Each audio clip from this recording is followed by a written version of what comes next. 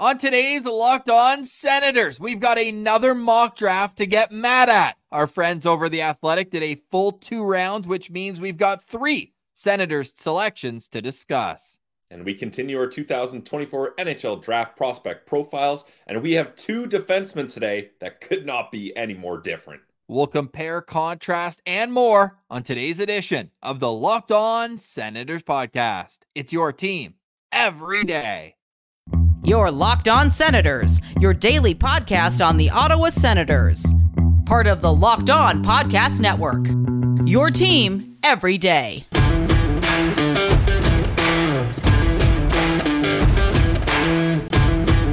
I'm Jake Sanderson, and you're listening to Locked On Senators podcast. I'm Tim Stützle, and you're listening to the Locked On Senators podcast.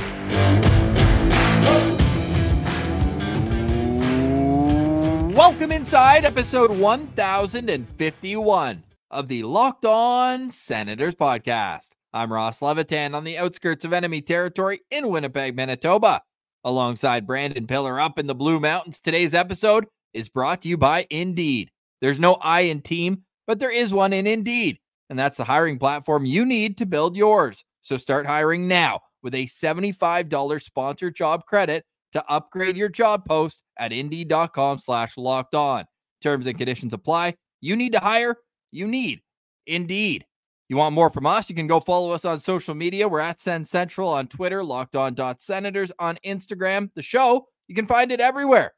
Everywhere you get your podcast, and on YouTube, where we say hello and let you know that a like, comment, and subscription go a long way to helping the show grow. Saw lots of Go Sens go in the comments yesterday. Let's keep that train rolling as we are inching ever so close to the NHL draft. Today is Wednesday, May 22nd, before the puck ends for the season, both in the NHL and overseas, Pilsy. Some Senators still going for some medals. The World Championships have reached the quarterfinals. Yeah, I mean, Team USA has been really good recently, and Brady Tkachuk and Shane Pinto, they kept the ball rolling in yesterday's game, and I'm excited. This is probably the most invested in World Championships I've ever been. I don't know about you, Ross, but this has been a really fun tournament so far. Yeah, I've caught all the highlights, which is more than I usually pay attention to the World Championships. Especially when it's overseas, yeah. Well, with the quarterfinals coming up, though, tomorrow, I mean, you've got a great slate of games. It all ends with Sweden versus Finland. Erik Karlsson, the captain of Team Sweden. Finland, they're always a tough out. Great rivalry there in international hockey. Team USA, what do they get for winning their pool? They get to take on Czechia. Oh, but here's the asterisk. Czechia adds David Pastrnak to the mix. Adds Pavel Zacha, so they're going to be a tough out for them. It's going to be an awesome day. Team Canada at the World Championship quarterfinals will play Slovakia, so Juraj Slafkovsky takes on Canada. The other one is Switzerland versus Germany. So that leaves the semifinals to come up on May 25th on Saturday, and then on Sunday, we will get at 8:20 Central, 9:20 Eastern time is going to be that's actually the bronze medal game. So it'll be more prime time, more midday on Sunday, 2:20 Eastern time will be the gold medal game. So circle that Canada-US, please. That's all I ask for. Not a whole lot in this world, but I would like a Canada-US final at the World Championships. Who would you be cheering for? With Ridley Gregg in the lineup for Team Canada. That has to happen. There's one answer. I was just about to say, I don't know, but I will cheer for Canada. It's Canada. That is the correct answer. Brings you back to the 2014 Sochi Olympics. Erik Karlsson was with Team Sweden. Alfie was there, even though that was the year that shall not be discussed. And you still just want Canada to win. And they do. 3-0 shutout is that good. So we need more top-tier international hockey. And This just seems like the amuse-bouche before the appetizer next year, the Four Nations, before the main course, the prime rib farm to fork roast over at the Olympics in Italy 2026. Cannot wait for that. Pilsy, I can't wait for the next mock draft. After every time I read one, I'm excited for the next because it's one person, in this case 2, where they're deciding for all 32 teams. They know what every team in the league needs.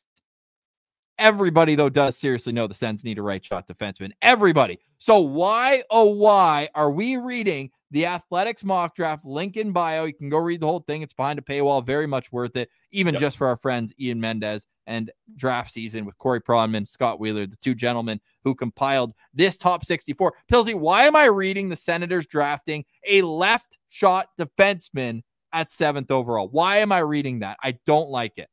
Well, first, Ross, it needs to be said, Scott Wheeler made the 7th overall pick for the Sens, and he selected Zeev Buium from the University of Denver. Look, I'm not mad at that pick. That's a great pick. I think he's going to be a good player. But it's just hilarious in Scott's write-up. He goes, would the Sens prefer a righty? Sure. Well, okay. Can they teach Zeev to play right shot? Like, is it too late for that?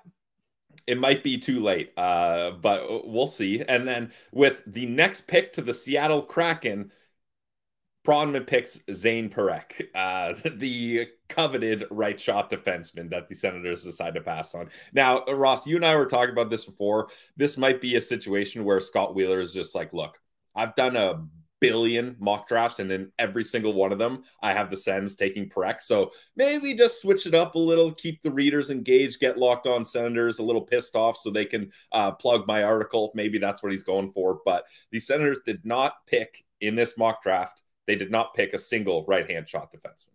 Of course they didn't. Now, who was on the board when the Senators went to this hypothetical podium?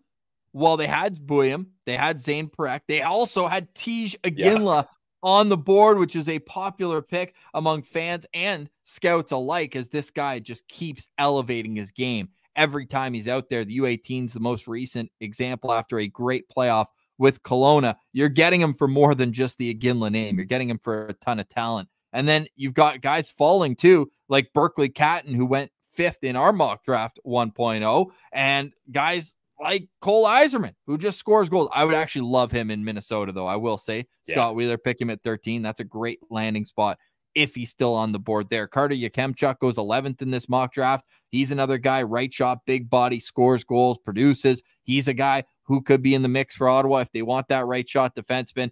But we just nailed down our draft strategy just yesterday, Pilsy, and that is go for the highest end talent. Positions be damned, although left shot, I do have to kind of grit my teeth out a little bit. I'm more so leaning an impact forward. We know defensemen often rise, and we're seeing that in this mock draft with Siliev going all the way up at number 3, right? Yeah. He is going to rise on draft night. I know you have to wait. 6'7", a team early is going to be like, whoa, we need that guy. You can only get those guys through the draft if they have the requisite skill, which it seems like he does. Most points by a U18 in the KHL, any position, passes Tarasenko, Kuznetsov. Yeah, the only difference is he's a 6'7" defenseman who can also hit and play D. So he's going to rise. I think he's gone by 7. So now you're already pushing down Himlev Shunov, probably a third, whether it's Buium, Parekh, someone in that top 6. Ottawa could theoretically get the 3rd best forward in this draft class at 7th overall. I think you kind of have to take that. But where they go in the mock draft at 25, Pilsy, is a guy who Elite Prospects has 13th, and that's Liam Greentree from the Windsor Spitfires. Is this another hint that the Senators could be looking at teams whose owners are minority owners for the Senators? Windsor is with Oshawa in that mix. I got my tinfoil hat on. I know, you're all over that. It's possible. And even Ross, spoiler alert, but the next pick after this that they select for the Sens is right on that trail as well. So you might be onto something here. But Liam Greentree, I think, would be a excellent selection for the Sens at 25th. The captain of the Windsor Spitfires. He put up 90 points in 64 games. I don't hate it. As a right winger, not bad. Where's number 66, too? He's going to have to clean that up, the NHL. The old school guys are going to be very upset about that. Yeah, honestly. Who is he trying to be wearing Mario Lemieux's number? This guy, Mario Greentree? Hey?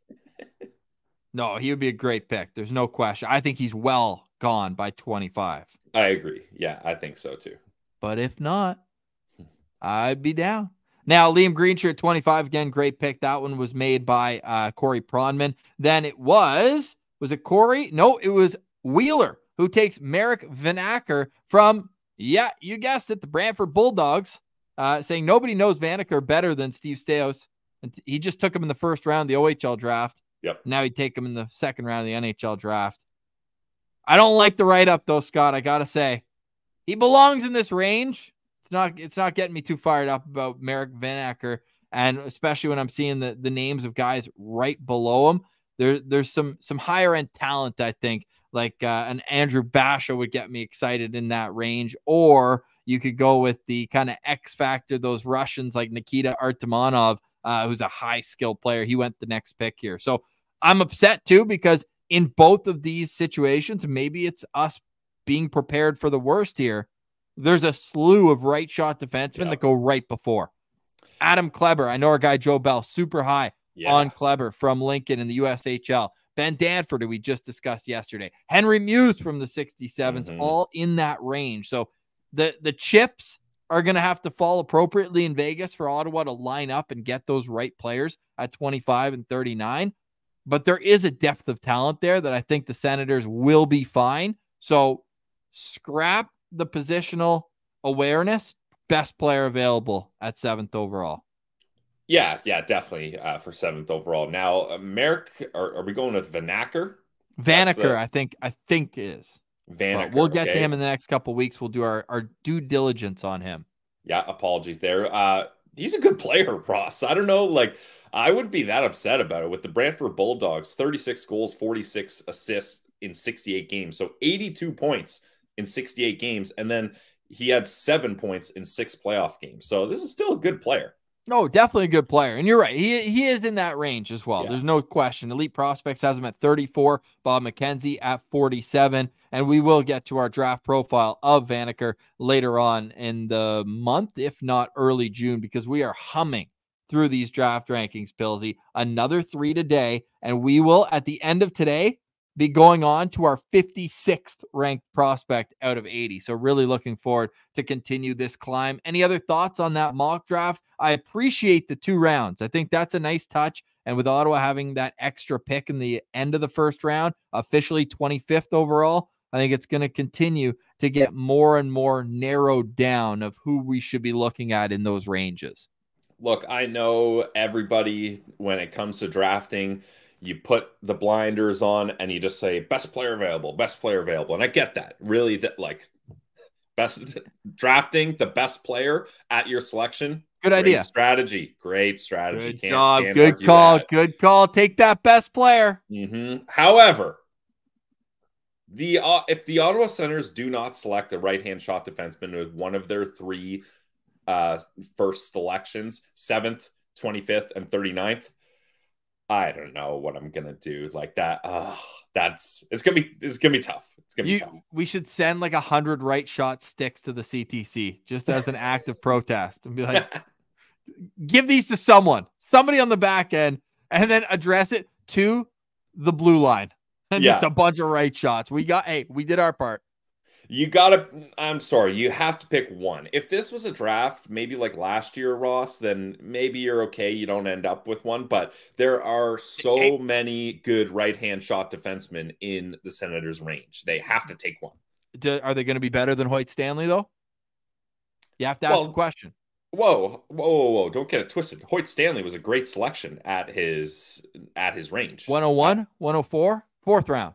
Yeah, 4th round, but yeah, we got to end up with the right-hand shot defenseman, one of those 3 picks. Got it. We got no right shot defenseman for you on today's rankings, but enough yesterday to get your fix of right shot defenseman. Today, we've got 3 players from 3 different leagues, and they couldn't be more different. So without further ado, let's get to it. You're listening to Locked On Senators, your team every day.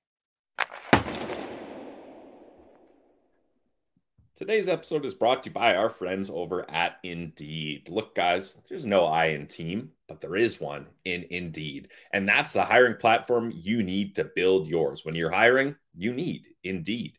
Indeed is the hiring platform where you can attract, interview, and hire all in one place. If the Ottawa Senators scouting staff could use Indeed to make all their draft picks, I'm sure they would love to do that.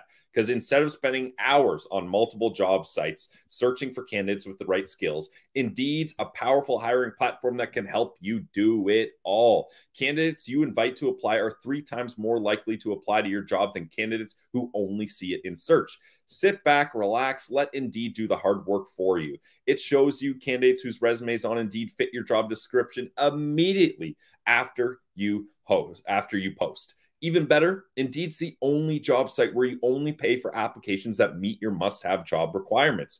Join more than 3 million businesses worldwide that use Indeed to hire great talent fast. Start hiring now with a $75 sponsored job credit to upgrade your job post at Indeed.com/lockedon. Offer good for a limited time. Claim your $75 credit now at Indeed.com/lockedon. Indeed.com/lockedon. Terms and conditions apply. Need to hire? You need Indeed. Today's episode is also brought to you by our great friends over at the GLEBE Central Pub. It's a neighborhood watering hole right in the heart of the Glebe that has great food, awesome service, and they've got a ton of great events to keep you coming back. Go check out the darts tournament this upcoming Sunday at 2 p.m. It's a double elimination cricket format with cash prizes. There's an entry fee, so go get the competitive juices flowing at the GLEBE Central Pub this Sunday at 2 p.m. You need to get into the mood for that Sunday? Well, how about Saturday night live music? Allaire and Dunn will be performing at the Glebe Central Pub, so go check them out 9 to midnight at the Glebe Central Pub, where the vibes are free at the GCP. They are the neighborhood pub in the heart of the Glebe. You can go see all their events online, GlebeCentralPub.com, and check out their social media, Glebe Central Pub on Instagram. You can also follow them on Twitter. Tuesday trivia is a thing there every Tuesday, so you know that they've got their days of the week. Not only do they have specials on wings on Monday and all that, but lots of interactive events. So go check them out. Locked On Senators sent you. Make sure you let them know. Great people, great food, awesome drinks at the Glebe Central Pub. The vibes are free at the GCP.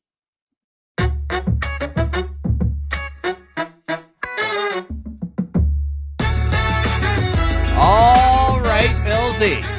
Back to our draft rankings for 2024. And coming in, number 59, we are going to the QMJHL, where we are talking about Raoul Boilard. And he's a centerman for the Drakkar in Baie-Comeau. 6'1", 188 pounds. And Pillsy, this guy's got a pretty impressive highlight reel of moves in the Q.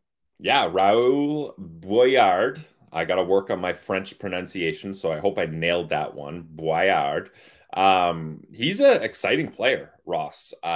He had 22 goals, 40 assists, good for 62 points in 68 games. So nearly a point per game guy. He had 8 points in 17 playoff games. He really fell off, unfortunately, in the second round. They got swept. He had no points in that second round. And something that I found very interesting about Boilard, you almost never see this, a French-Canadian kid that goes to play in the BCHL and then comes to the Q after. He had some success in the BCHL, played for 2 teams in the previous season, 22 points in 48 games, and then he got a handful of games in the BCHL playoffs. But I don't know about you, Ross, but I don't think I've ever heard of a French-Canadian going to the BCHL, then back to the Q. So I'd love to hear kind of the story behind that for Boilard. Yeah, we had that one kid last year who was drafted to Carolina ultimately, but he went to the NCAA, and we see that route where you go play junior hockey. He was a New Brunswick kid, if I'm not mistaken, but okay. they've had routes like that. But it is interesting to see him just come back this year for his draft year in the Q. And what did he do?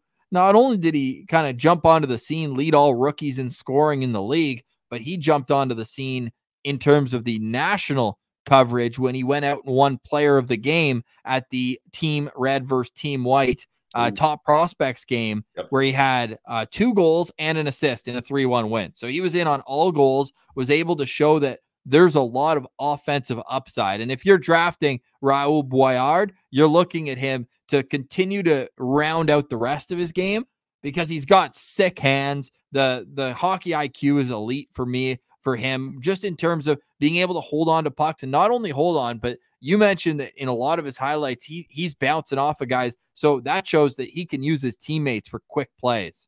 Yeah, definitely. I would highly recommend anyone, if you get a chance, anything David St. Louis does from Elite Prospects, I'm always really interested in, especially I find he breaks down film really well in a way that's digestible for a fan to be able to understand what he's talking about. And St. Louis had one clip of Boilard in the offensive zone, and it's like a 45-second clip. And Boilard is just skating around doing laps. But what he does is, when a defender comes to attack him, he pivots his body so that now he's protecting the puck, and he gives a one-touch pass to his teammate, and they give it right back to him. So it tricks the defender into being like, ooh, do I have to switch to the guy he just passed to? And then he goes to make that switch, and while he's making that switch, Boilard already has the puck back, and he's doing another lap. He's going again. And then he waits, finds a spot where he can give it to a teammate, and then finds soft ice, and then he gets the pass and scores. Like, just really impressive stuff to, like, he's playing chess while people are playing checkers. He knows when he dumps it off to the guy in the corner, he's going to get it back in the other corner 15 seconds later. Like, it's very impressive, the pace that this guy plays with, and the way he's able to protect the puck and keep the play going with those constant give and goes is really impressive. How much do you worry that the offense, at least in terms of goals, really dried up towards the end of the season? Just 1 goal in his last 10 games and only about 4 goals in his last 20. Yeah, certainly things kind of fell off for him as the season went on. And like I mentioned, that second playoff round, no points as they got swept. That is the one thing I'm concerned about with Boilard, because he has so much skill, but if he's not able to get these really creative plays clicking, I think he's just going to get shut down, and he's not going to be able to play a meat and potatoes type of game and just rip one from the dot and score, right? Like, or like the blue line. I saw a couple of wrist shots from the blue line that found a way in. That's the thing. Yeah. But it's kind of similar to Tim Stützle when he was in his early development, right? Like, Tim Stützle would drive me insane doing 5 dekes around an attacker in his own blue line and losing it when he could have just chipped it off the boards and out. Like, it's one of those things where, sure, in the QMJHL, you can get away with that.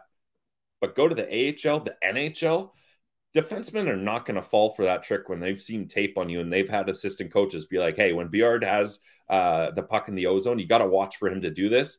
Teams and players are going to pick up on that, and they're going to find ways to shut that down. So my concern here is that as he progresses, the things he's able to do, he won't be able to do at another level, and he's going to have to find a way to change his game. A wide range between Craig Button at 38 and Bob McKenzie at 74 with TSN on their rankings. McKean's Hockey has him at 39 and Elite Prospects at 56, right on the average we have of 51.8. Now, I would call him a bit undersized. I think he can grow into that 6'1" frame a little bit more and have that sturdy, steady base so that he can hold on to pucks and be able to take contact, especially around the lower part behind the net, and be able to create extended offensive zone possession. And the defense, I think, needs to continue to improve as well. Simplification would be how I would describe his next step in development, but the high-end talent, the flashes of it, are there. When it comes to the Ottawa Senators, out of 5 stars, Pilsy, where does Raoul Boilard stack up? So I gave Boilard 3.5 stars. I see the potential here, Ross. And I think with some development, he's going to be able to find different ways to play the game. I think he's going to I hope if he's going to have success, he's going to simplify his game. But when he notices pockets of space, he's going to make defenders look silly, and he's going to have goalies looking for the jock strap in the rafters, because when he's on breakaways, he's got confidence. So I believe in him as a player, but 3.5 stars. I like him as a player. Don't necessarily think he's going to fit with the Sens organization, and I'm not sure what range he's going to end up in, and I don't think he's a guy that the Sens are going to target. I would be happy if my team takes him anytime after the second round or to the end. I think he's going to be around 60 to 65 on mine when it's all said and done. But Raoul Boilard comes in at number 59 on the Locked On Senators NHL Draft Rankings. For more prospect profiles, you can check us out at Locked On Senators. All right, after a quick break, we will get back to our draft rankings. You're listening to Locked On Senators, your team every day.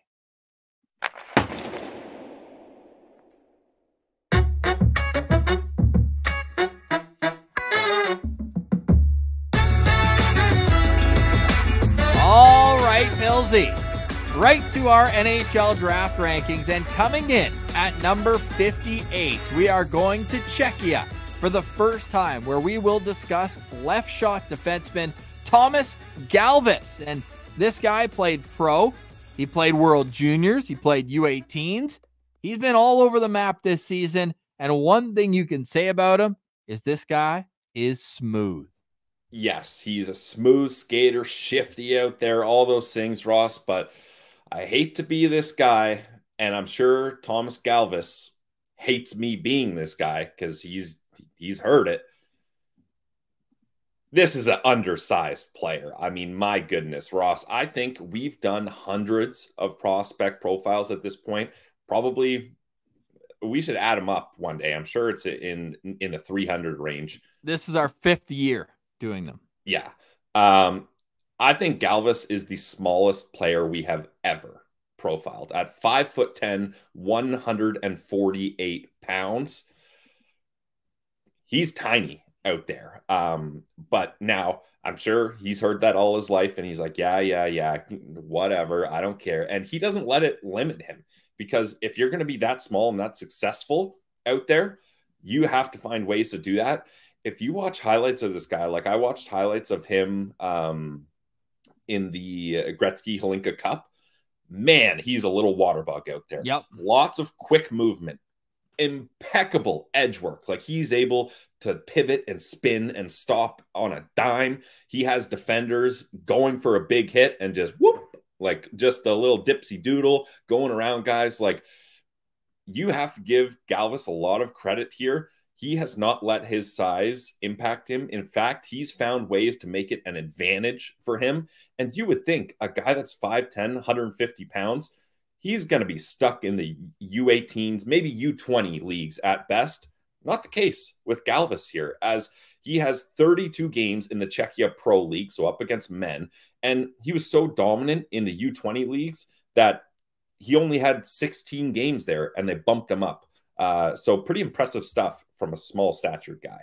That's a thing, and it gives scouts this inkling of what could be. Hey, we get him with our strength coach. We get him with our nutrition programs, and what kind of defenseman can we get? Because it's all there when it comes to the IQ, when it comes to the fast twitch muscles, when it comes to the hand-eye coordination, all the kind of genetic things where it's like you can't teach these qualities that he has, where he sees the ice, he's spinning off guys the way that you mentioned, but you have to have that asterisk until he proves it time and time again. He's going to almost always have to be that type of player that is beating the odds, because you just don't see defensemen coming in under 160 pounds. Like even Erik Karlsson, when he was drafted, was about 150, and he took 2 years to come over, and that's an elite talent, and everybody knew it. Mid-first rounder. This, I think you're looking at a mid-second elite second, where you know that there's a chance, and if it hits, it's a high reward, but there's also a chance where it just doesn't work, and he's, you know, a Czechia or SHL or Swiss League all-star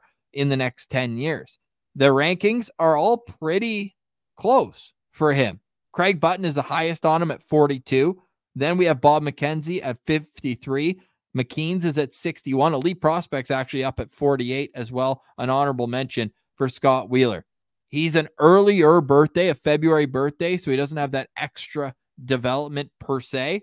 But you mentioned at the pro level, fitting right in, 7 points in 32 games, a +8. And what I also like is he's not getting beat and having to take stick penalties, only 4 minor penalties, 8 PIMs in 32 games. So there's a lot to like. Like, I'm not overly high on him. To me, he comes in below the Thomas Lavoie, the Will Skahans, and well, no spoilers, but the Stian Solbergs of the world that we've covered so far. But he's right in the mix there with Spencer Gill, Ben Danford. There's a group of defensemen right there where I would be just as happy taking Galvas as I would with these other players. So I think we have him in the appropriate range here at 58 with an average of 51. Yeah, and just some more stats about Galvas here. He had 2 assists in 6 World Junior games, including assisting on the bronze medal game-winning goal. His CHL rights belong to the Mississauga Steelheads, so it'll be interesting to see if he decides to come over from Czechia. Right now, according to EP, it looks like he's going to continue playing in Czechia, which doesn't surprise me at all. Nothing wrong with that. If he's getting time in the pro league up against men, I think that actually would be more beneficial than him coming over to the CHL. And Ross, you mentioned this is a guy that maybe will end up playing in Europe a long time. Well, funny you mentioned that, because when I looked at Galvas, I said, okay, 148 pounds. Is this guy going to fill out? And luckily with EP, you get, if there's any relatives that have played pro hockey, they link their profiles right there. So I was like, okay, let's see what his dad and brother were up to. So his brother, first off, Chicago Blackhawks draft pick a long time ago, only played a handful of games. He got into 6 games 2 seasons ago. Yeah. And then you look at the size, similar size, right? Yes, 5'11", and he only came over for 2 seasons. 185 he's listed at on EP, but he came over after, he went Czechia, then he went Liga 2 years after his draft, played a full year there, then came over to North America, and got 6 games, and he played about 115 in the AHL, and then just went back to the SHL, and I'm sure it's still making a pretty good living over there. Oh, yeah, definitely. And then his dad, similar size. I think his dad was 5'11", 190 pounds or something like that. So he's not going to get much taller, I think, is what we're learning here. But his dad and brother did fill out as their careers went on. So you hope he can bump up that 148. And his dad spent, I believe, almost all of his career playing Czechia Pro. So he comes from a hockey family. And if his dad and brother figured out how to make a pro living out of being this small, I'm sure Thomas can figure it out as well. Where do you have him on the Sens board out of 5 stars? Again, I'm going to be this guy. And sorry, Thomas, I'm sure you've heard this all your life, but I got him at 2 out of 5 stars here. The Ottawa Senators cannot be drafting a player like this. For me, and the Senators, they kind of already have him. Go ahead. In Hamara. Okay. Well, yeah. Okay. So that's a similar comparison. I put in my notes, Brandstrom is his ceiling, and Brandstrom's ceiling was supposed to be not Brandstrom 15 stories higher than where his ceiling is now. He's kind of in a little duplex Brandstrom ceiling, and it seems like he's capped out at 20 points, a nice two-way defenseman. But I just feel like Galvas, that's probably the best you're going to get with him in the NHL, and the Ottawa Senators cannot be using a second-round pick on an undersized defenseman. Now, that's not to say if this is the middle of July and your team just drafted Galvas and you're like, this Sens guy doesn't know what he's talking about, you're right. Most of the time I don't. But that's not to say you got a bad player, you should be disappointed. I think there's potential here. I gave him 2 stars because the Senators cannot be drafting a guy like this in that range.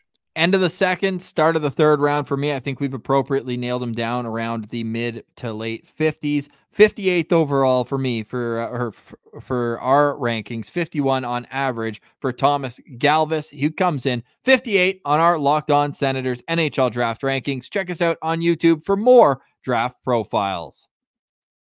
All right, coming in at number 57 on our Locked On Senators NHL Draft rankings, we are going to the Norwegian Professional League for Stian Solberg, who's playing with Vålerenga, is apparently like the Cadillac of the Norwegian teams. He's already playing pro hockey. Heck, he is in the World Championships, just wrapped up 7 games there, 2 goals, 1 assist, 6'2", left shot defenseman, 194. Your thoughts on Solberg?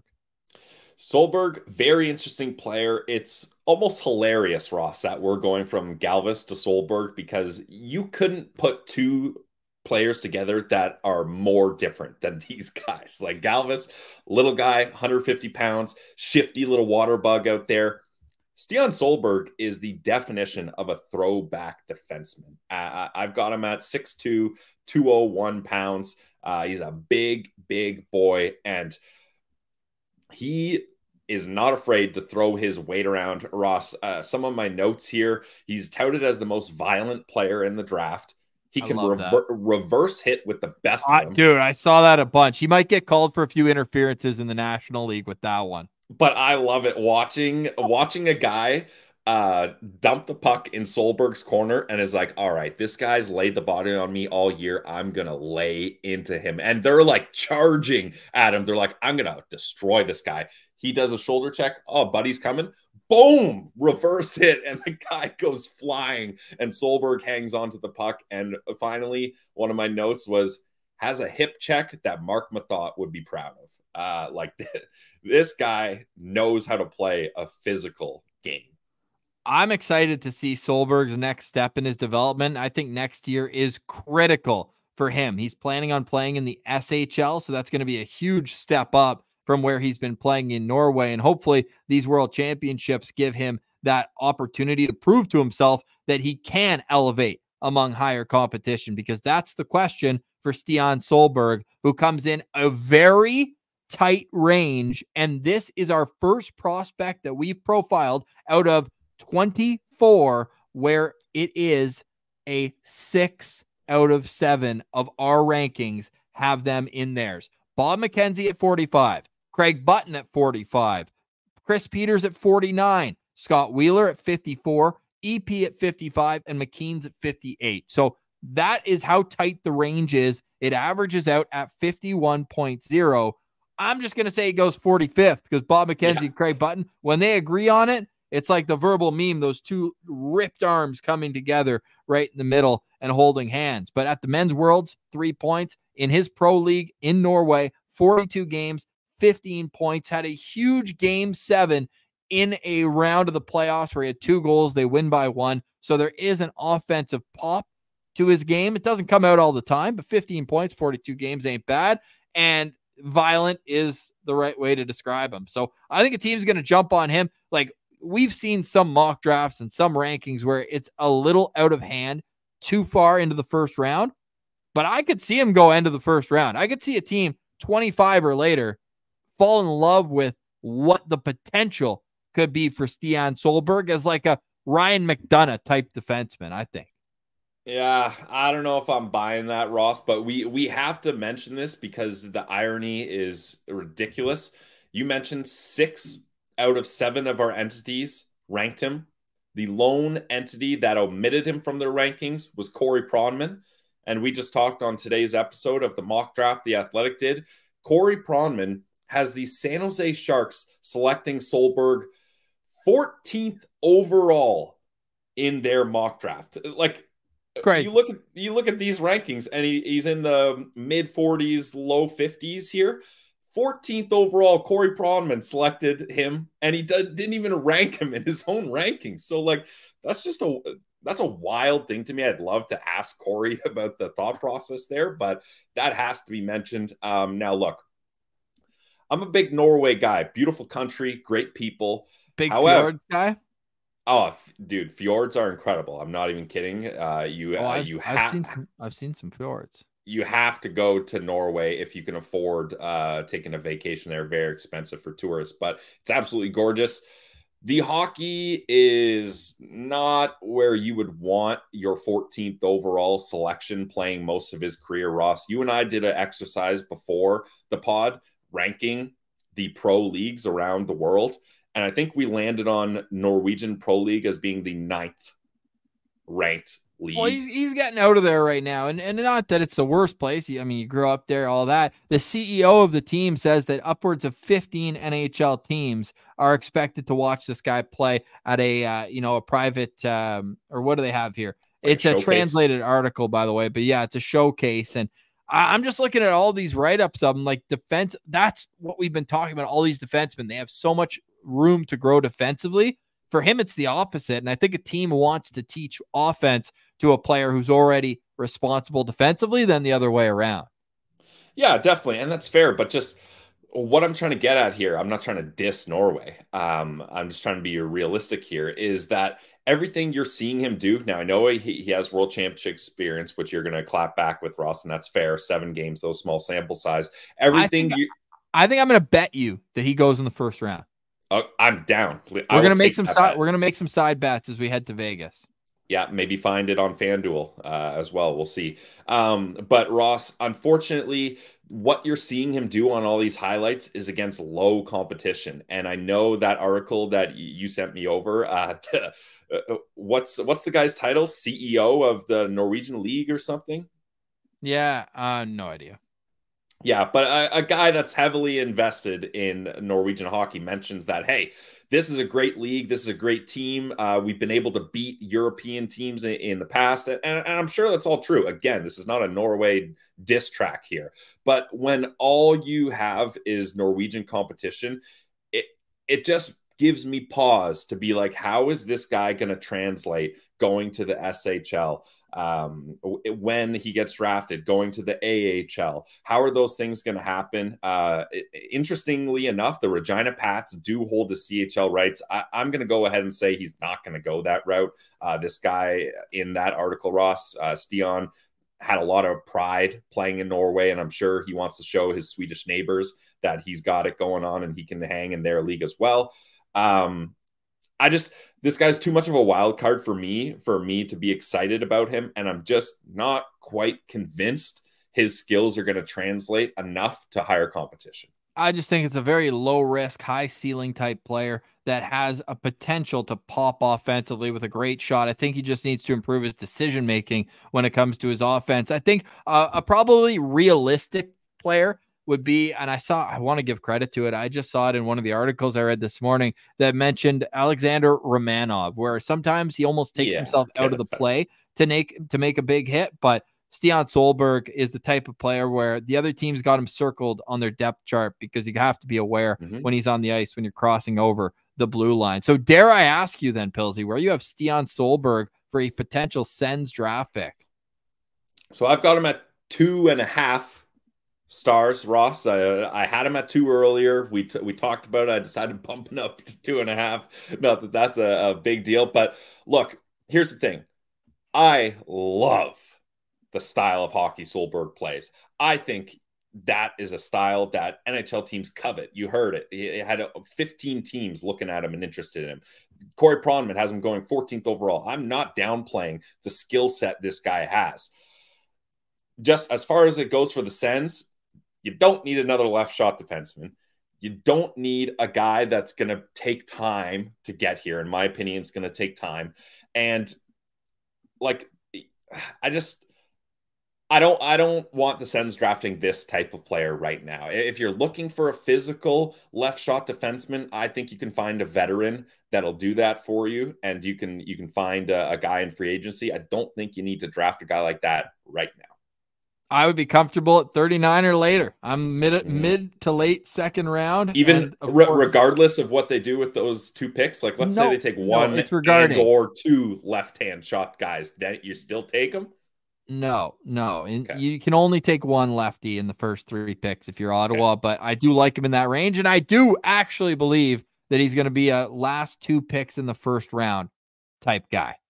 That's where I think he's going to go in the draft, but he comes in at number 57 on our Locked On Senators NHL Draft Rankings. For more prospect profiles, go check us out on YouTube, Locked On Senators. All right, Pilsy, any final thoughts on today's show? Yeah, something we meant to talk about earlier, Ross, but we kind of got carried away with mock draft discussion. Shocker. The Ottawa Senators made a hiring. I'll let you put it out there and I'll react to it. You want me to set the stage here? Yes. You're the bus driver, so you set the stage here. Welcome to your Rob DiMaio years. The Ottawa Senators have appointed DiMaio as the director of player personnel in Ottawa and director of pro scouting. Music to everyone's ears. Senators pro scouting left a lot to be desired. They said at the end of the season they were moving on from, I believe it was 2. I don't want to get their names wrong. So 2 of their top scouts on the professional side gone. DiMaio comes in. He was obviously a member. I shouldn't say obviously. He was a member of the St. Louis Blues for 13 seasons, serving as the director of player personnel between 2015 and 2022. You might remember they won the Stanley Cup in 2019. He, over the last 2 seasons, has been with the Anaheim Ducks, where he served as general manager of the San Diego Gulls in the American Hockey League. It's nice to see them bolstering their staff. I think we should make a graphic here sooner rather than later of all the changeover now. It's almost been a full year, and it's been one at a time, but it's now almost trickled all the way down. And the next rumbling we're hearing is who's going to coach in the AHL next year. Now, we won't get into that, way sidetrack. That'll be for a later date. Is it Dave Bell? Is it Jay McKee, one of Staios' guys? Time will tell. But your thoughts on DiMaio being in charge of pro scouting for the Sens?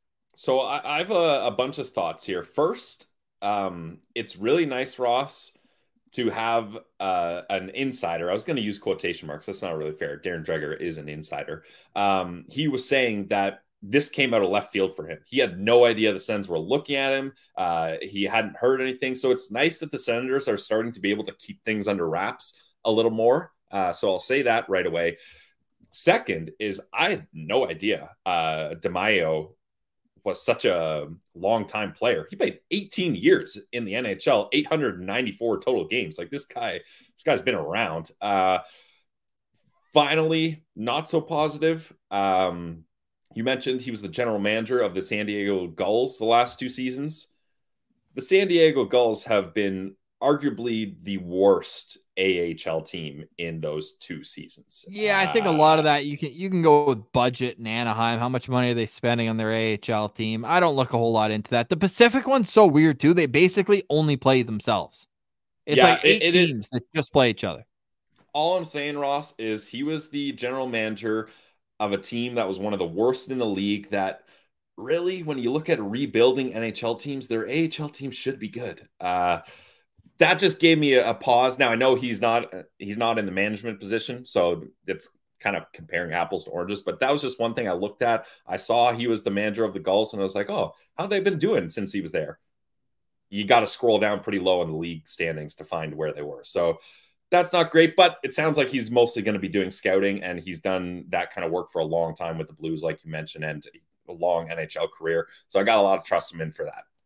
Yeah, you got to trust him from the standpoint of having connections and being kind of a fresh eye, not like when you grab oh yeah, Pierre Maguire out of broadcasting for the last 15 years and saying, hey, you are going to help pick our next superstars. Can't have that anymore. Yeah. But with DiMaio, we're going to see, because this is movement season coming up. So I'm really excited to see now that, look, we got the Avengers all together. You got the coach hiring. You got the pro scout department hired. You got everybody in place. Yep. Now it's time to do a lot of work with this Ottawa Senators team. So welcome to the Senators organization, Rob DiMaio. And yeah, hopefully some changes. You can't go anywhere but up when it comes to the pro scouting for the Ottawa Senators. It has been that bad. That bad. Probably last in the league in terms of giving money, term to goalies who probably shouldn't have. And then some other defensemen who are over the hill, but then they've already rolled down the other side of the hill. And what? For retirement. Making all-in trades that last 1 year. Okay. We got to change all that. That's your job, Rob DiMaio. Bring us back to respectability. As I replied under the tweet, welcoming him, save us, please. Thank you very much for listening, watching, subscribing, enjoying today's show. Have a great rest of your day. For Brandon Piller, I'm Ross Levitan. This has been another edition of the Locked On Senators podcast, your team every day.